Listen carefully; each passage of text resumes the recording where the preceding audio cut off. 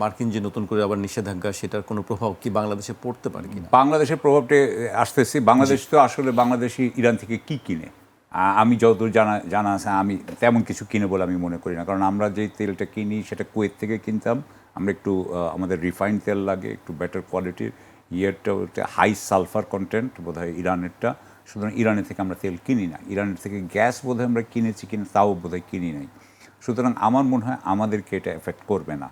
দ্বিতীয় কথা হচ্ছে যে ইরানের ব্যাপারে, ইরানের সাথে আপনার যাদের সবচেয়ে বড় আপনার যারা তার বড় পার্টনার, সেটা হচ্ছে চায়না, ইউএই, পাকিস্তান এবং আরও কয়েকটা দেশ আছে। চায়না ইতিমধ্যেই বলে দিয়েছে যে তারা আমেরিকার এই চুক্তিকে, এই নিষেধাজ্ঞাকে তারা প্রত্যাখ্যান করে, তারা এটা মানবে না। এবং তারা বলে দিয়েছে যে তুমি যদি এটা করো আমরা উল্টা তোমার উপর করবো, এটাও বলে দিয়েছে।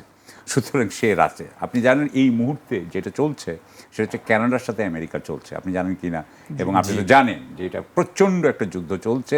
কানাডা বলেছে বোধহয় সেপ্টেম্বরের 3 তারিখ থেকে না 8 তারিখ থেকে তারাও বোধহয় 50% করে ট্যাক্স করতেছে আমেরিকার উপরে। আমরা ছাড়বো না, আমরা আমাদের ছাড়ছি না। সুতরাং এই অবস্থায় পাকিস্তান মানবে বলে আমি মনে করি না। পাকিস্তান বা ইউএই, এখানে আরেকটা ব্যাপার আছে, সেটা হচ্ছে যে এই যে 40, এই যে ফুয়াদ বললো যে আপনার 79 থেকে এটা শুরু হয়েছে, ইতিমধ্যে আপনি দেখবেন যে কতগুলো ল্যান্ড রুট আছে হচ্ছে আপনার থেকে ইরান থেকে to central Asia and to Pakistan. আপনি মনে রাখবেন যে 14টা বা 16টা দেশের বর্ডার আছে ইরানের সাথে। ইরান তো একদম মাঝখানে, ইরানের সাথে 16টা দেশের বর্ডার আছে। আপনি ওখানে যে বাই রোড যে ইয়েগুলো হবে, ট্রেডগুলো হবে, ওটা আপনি আটকাবেন কীভাবে? ওখানে তো ডলারও হবে না। নগদ নিয়ে এলো হার নামানা হার অফার। সর্বনিম্ন 10,000 টাকা রেমিটেন্স নগদে পাঠালে থাকছে স্বর্ণের হার জেতার সুযোগ।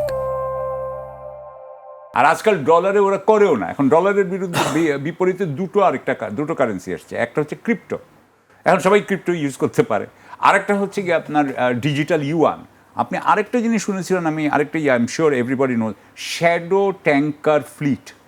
এখন ট্যাঙ্কার আছে যেগুলো শ্যাডো, যেগুলো কিন্তু জানায় না যে সে, এমনকি নিজেদের মধ্যে ট্রান্সপন্ডার বলে একটা জিনিস আছে, ট্রান্সপন্ডার বন্ধ করে দেয় যে ও কি কোথায় দিয়ে যাচ্ছে যাতে দেখাও না যায়।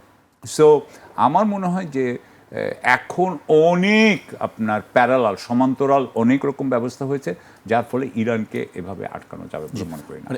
যুক্তরাষ্ট্র আসলে হুমকি ধামকির মধ্যেই আসলে, কারণ তার হাতে আর কি আছে, সে মিলিটারি পারবে না। এখন হাতে আছে বিশ্বজুড়ে মার্কিন ভিসা সাক্ষাৎকার স্থগিত করেছে, এটি তার হাতে আছে। আমি একটু শেষ করব। মার্কিন ভিসা আবেদনকারীদের সাক্ষাৎকার স্থগিত করেছে পররাষ্ট্র দপ্তরের বরাতে তথ্য জানিয়েছে রয়টার্স।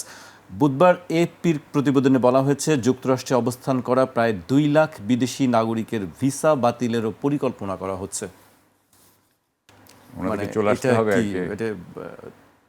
যাদের আমেরিকায় যাওয়ার খুব লোভ আছে, থাকার লোভ আছে, তাদের জন্য খারাপ খবর, দুঃসংবাদ বলতে হবে। সেটা কেন করছে আবার এটা? হ্যাঁ, আমেরিকা আবার কেন এই বিষয়ে? কারণটা হচ্ছে যে এইটা যতই করা হচ্ছে, এখানে কিন্তু একটা জিনিস মনে করি যে সেটা হচ্ছে যে ইমিগ্রেশন বা ইমিগ্রেশনের ব্যাপারে তো রিপাবলিকান যে ভোট ব্যাংক ছিল তারা তো খুবই অ্যান্টি ইমিগ্রেশন ছিল। এবং এই যে ইমিগ্রেশনের ব্যাপারে তাদের ট্রাম্পের এই কোয়ালিশন এখনও মোটামুটি ইনট্যাক্ট। কিন্তু যেমন ধরেন জিনিসপত্রের দাম বেড়ে গেছে, ইরানের যুদ্ধতে যাওয়া হয়েছে, এই কয়েকটা কারণে কিন্তু তার কোয়ালিশন কিন্তু খুব খারাপ অবস্থায় ভেঙে যাওয়া।